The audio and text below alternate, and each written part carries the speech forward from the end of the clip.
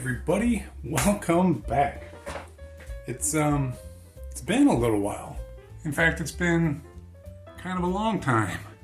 But we're all moved in and settled in, and I got my studio sort of set up. It's not in the same, I don't have the same square footage. It's a lot more cramped in this room, which you might hear some like echoing, and I apologize for that because everything in here is tiled, and there's a dog next door. And he doesn't like it when I talk and do things. So I'll try to edit him out for you. But anyways, so what happened over the last 5 months is, well, we moved like 1,100 miles. So it was a fairly big move. I don't know if you call it across the country, but from the north to the south. And it cost a few bucks, and I didn't have a job lined up, and so like I didn't have extra money to be spending on cool projects and whatnot, so I couldn't really make videos. And all my stuff was in boxes, and basically it was in boxes for months because, as I said in that short I did, we were supposed to move in like November, and it didn't happen, and then it became December, and then January, and then February. And we finally moved in April, and then there was still, I mean, without getting too much into it, a lot of issues sort of to overcome, but here we are, finally set up. So as sort of like a, I don't know, a jumping off point, I figured maybe we would go over some of the stuff that I have amassed, because even though I hadn't been making videos, I've still sort of been like watching Facebook Marketplace and Craigslist and all that, and I have been buying stuff to make stuff because I like to buy retro stuff, but stuff we can make videos out of. I think what we should do is sort of dig through them and see what we got, because honestly I don't remember everything that I've got. So the first thing I want to go over is this, I mean, it's just an old HP, but basically it's the last thing I bought from the thrift stores while I was there because it was ridiculously cheap purchase. I also bought it because when you picked it up you heard a bunch of stuff rattling around in there, and I've already opened it up and checked it out. Nothing like super exciting, but there was this AMD Athlon socket 462 board in it. I haven't really looked it up. I haven't even powered it on yet. I don't know if it works, but it came with an AMD Duron, and although I don't have really anything planned for this, it's still kind of nice to see it like a little gift. So I did record a little bit of me opening it up and checking it out. I'll put some of that footage in here so we can check it out. What is exciting is the fact that if you give it a little shake, there's a lot of loose stuff in there. And if we come back here, there's all... Wait, what? There's all kinds of stuff. There might be a second motherboard in there. So yeah, let's open it up and see what this little pinata has in store for us. Yeah, there's a whole motherboard. There's a LAN card in there, a whole motherboard. There's a stick of RAM just floating around in there. That's cool. What do we got? Okay. Oh, and they were nice enough to throw the I/O plate in there. That's decent of them. That might make a fun little like retro PC or something. Who knows? Figure something out. But anyways, this thing, it's a weird form factor. Wow. It looks like somebody has upgraded the RAM over time. Who knows what CPU's in there. Somebody threw a graphics card in there, or maybe it's factory, who knows. But anyways, I really don't have any plans for it. Like I said, I bought it just because it was a few bucks and it had things rattling around inside of it. So, I don't know. Will it be a project or will I just flip it? Who knows. On to the next thing. So next up I came across a Pentium 450 for my slot 1 Pentium build. If I remember right, it has like a Celeron 400 in it, so this should be a nice little boost for it. It's got this crazy heatsink on it. I mean, we're gonna have to take this off to put it on because maybe this was in some sort of weird server configuration or something. I'm not 100% sure, but it definitely won't install into the motherboard as is. So next up is a cool little retro ITX motherboard. It's not AMD or Intel or anything like that. It's a VIA processor in here, and as far as I know, this has like an 800 megahertz processor.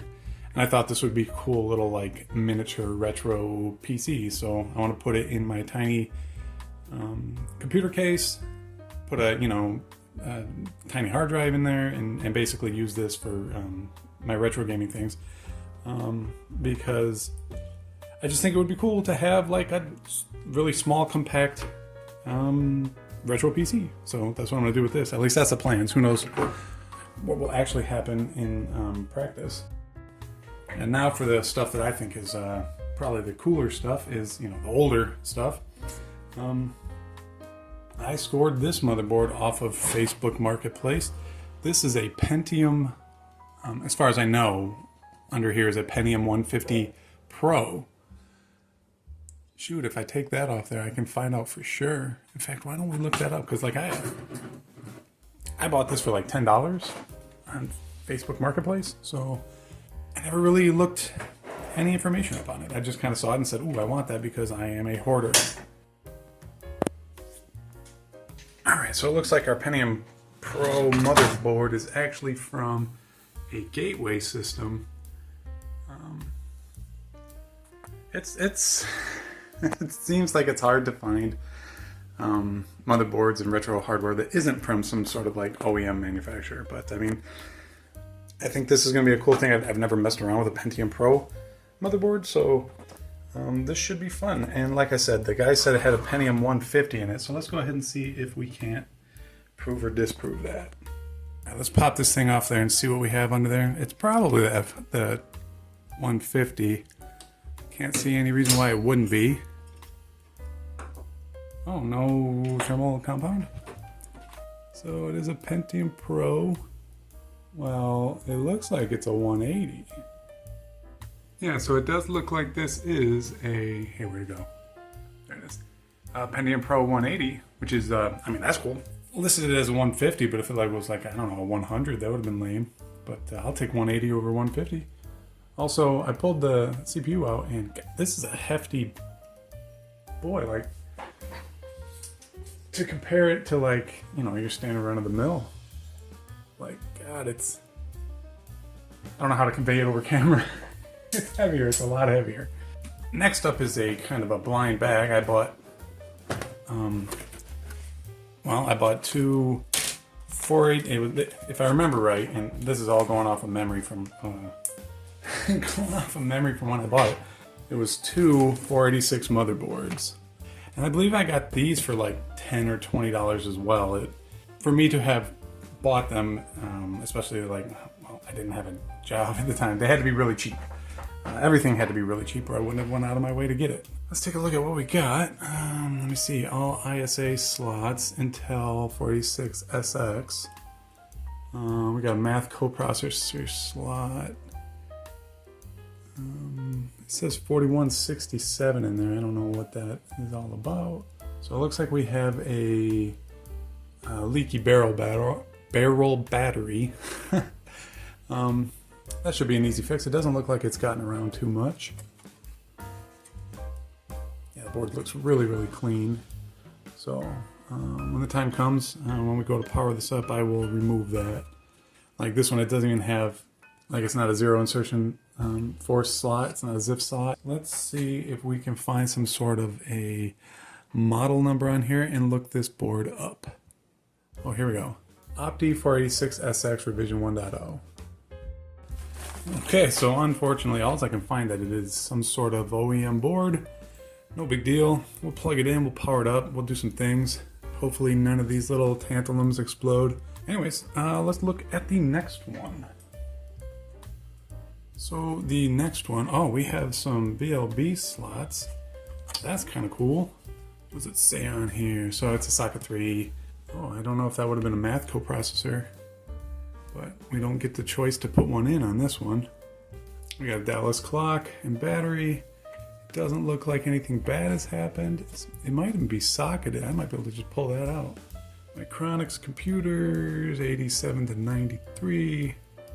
I don't see a lot of identifying marks on here. There's this. I'm gonna look that up. MB352062251. Or is it 0900189 revision? I don't know. Let me find out. None of these numbers are part numbers, and if they are, they don't come up on Google. So basically, we'll try to boot it up one day, and hopefully it'll show us some sort of manufacturing number. Something I'm excited to sort of look through because I bought this box of random PC stuff from somebody for, again, just a couple of bucks. Oh, wow, can't see anything. And there is all kinds of stuff in here. So I am going to start digging through it. I don't know, let's start here. It just looks like a bundle of modems, which it probably is. Looks like we got a Ethernet card. Some sort of Ethernet card, SMC card. I mean, I imagine the brand is SMC, because it says it up there. I mean, it's an old like ISA card with Ethernet capabilities. Next up is another bag of miscellaneous modems, and I see there's another couple of PCI Ethernet card of some sort. A couple more PCI Ethernet cards. Nothing super exciting. And modems. Miscellaneous box of crap. God, there are so many modems. Holy cow. Modem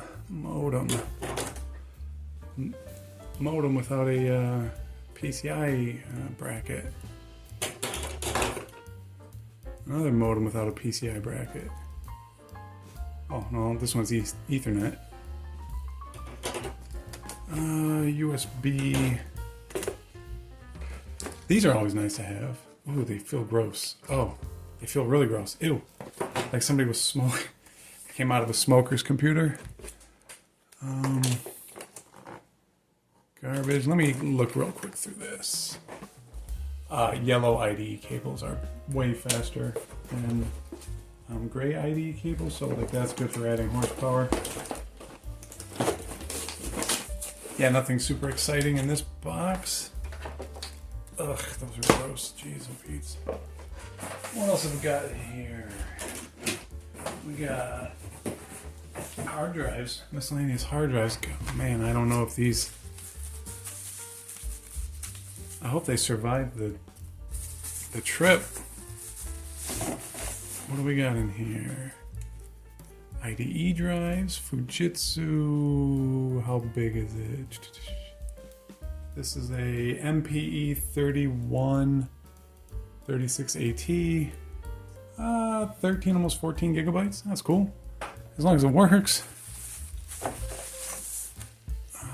Another IDE hard drive. It's a 3064 AT, which makes it, let me get in the camera, 3064 AT. So this is a almost 6.5 gigs. IDE hard drives are always nice to have, but man, you never know when it's just gonna die. IDE hard drive, 3043 AT, 4.32 gigabytes. What else we got in here? That's it for hard drives. Let's grab this bag. So it looks like we got video cards, and I always like video cards. They're my favorite. So it looks like we got a ATI Rage, Rage Pro Turbo AGP, another AGP GeForce 2 MX. That's kind of cool. What? Let's see, an SIS card. Well, two SIS cards, exactly the same.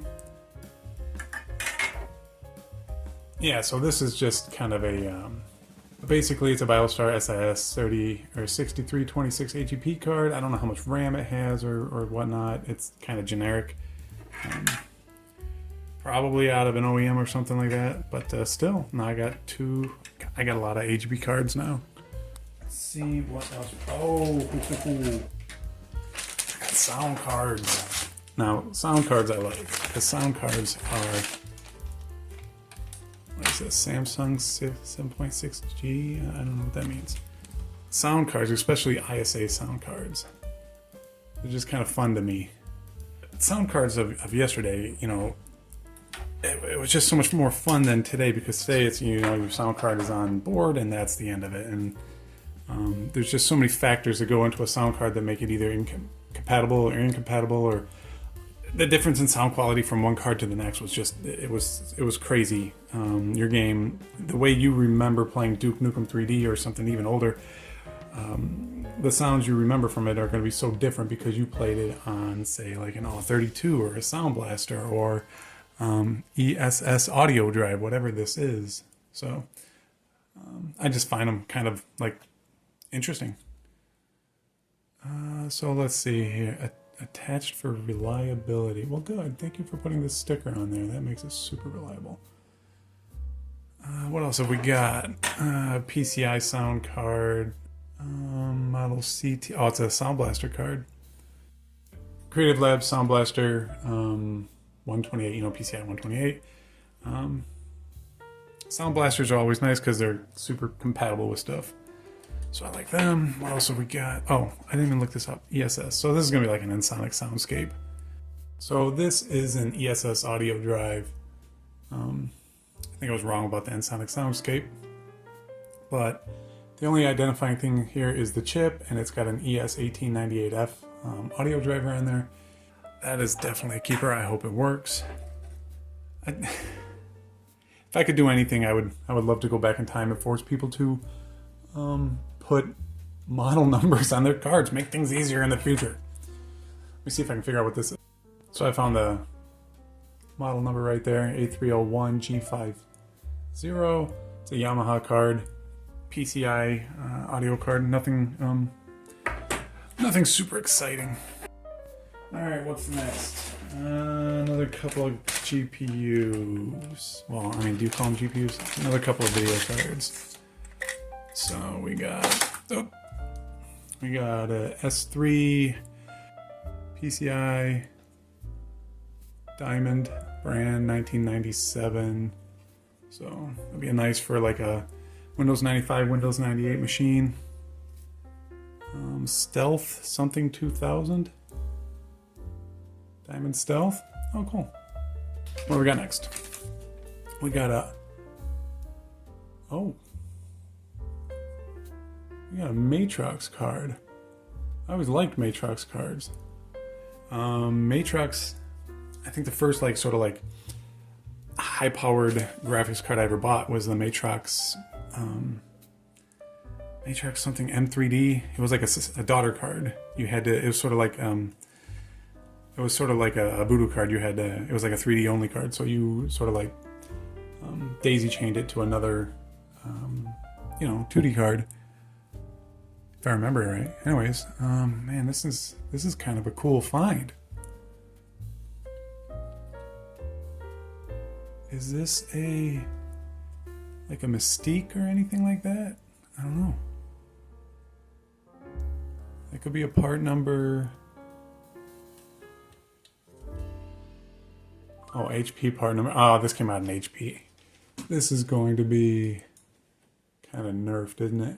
5064028.5. So this appears to be, an HP version, Matrox Millennium, 2 megabyte card, PCI, of course. But if I look super hard online, I might be able to find a memory module for it to upgrade it. I believe to 8 megabytes. I don't know for sure. There's Matrox cards are like fantastic 2D cards, so I might pair this with a Voodoo card. So that is an awesome find in my mind. What else do we got in here? I got Couple more video cards. Let's pull them all out of here. Well, it says Sonic Sound, but these are video cards.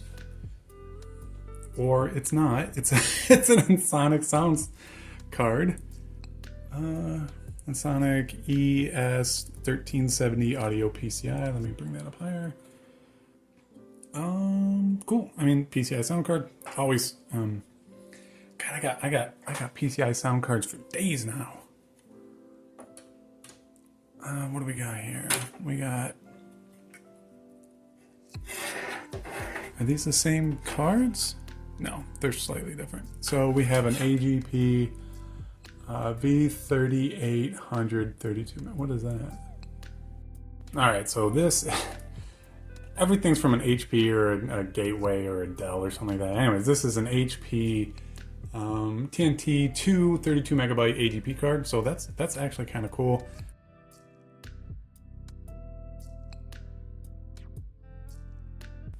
And this one appears to be, nothing has part numbers ever. All right, so brand name, I don't know, but this is a, well, obviously, like I said, slot 1 motherboard. And I found a little information about it online. Looks like it can have a gig of RAM. It's ATX, of course. We got a couple of ISA slots, got an AGP slot. But like I said, I don't know if this is like an OEM or if it's got a brand name. The next motherboard is very similar, except this one's an Intel board. Well, it looks like we got a part number here, so let me look it up.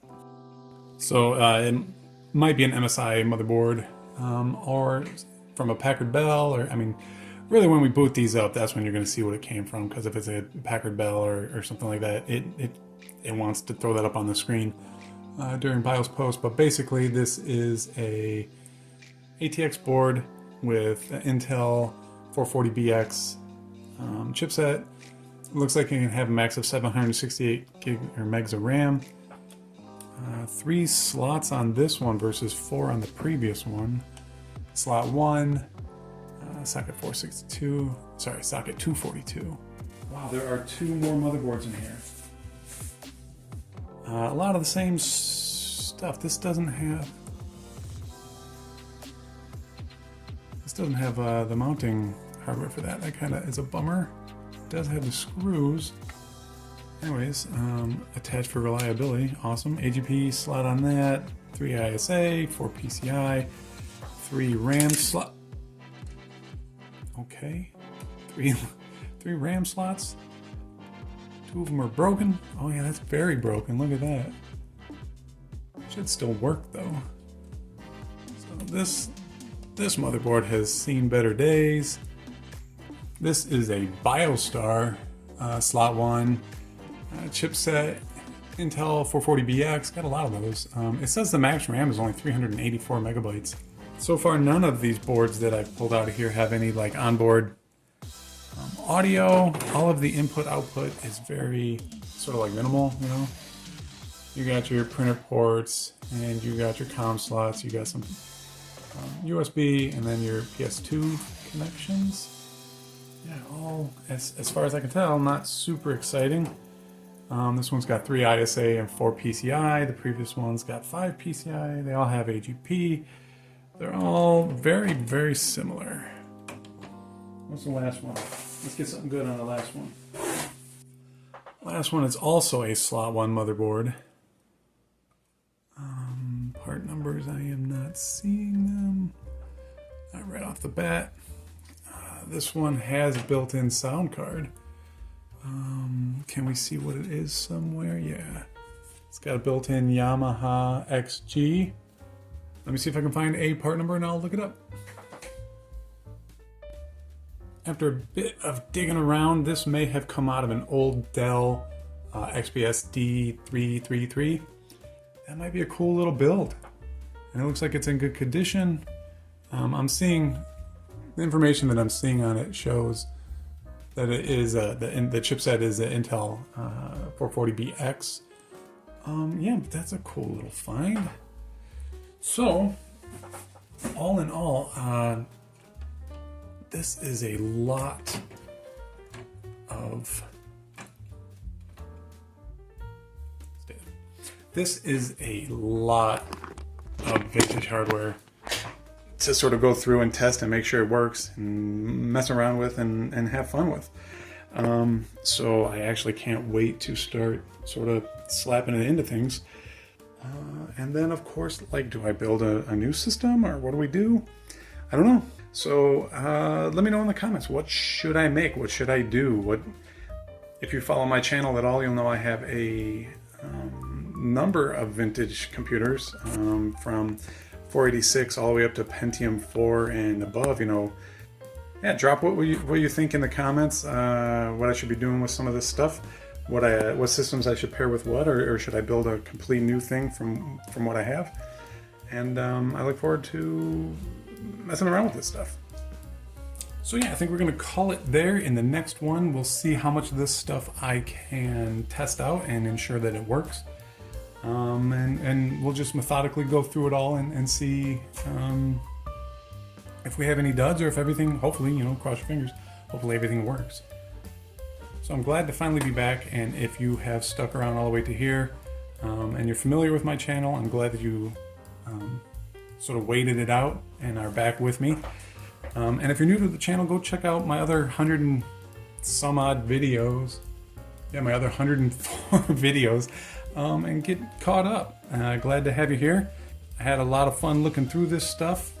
There were some surprises and some, I mean, a lot of things that aren't so exciting, like USB PCI card.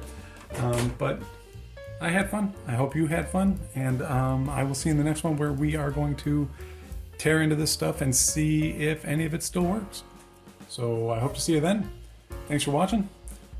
Subscribe if you haven't already, and you know, hit that thumbs up, you know, all that other goofy stuff that people say at the end of these videos. Anyways, have a good one. See you in the next one.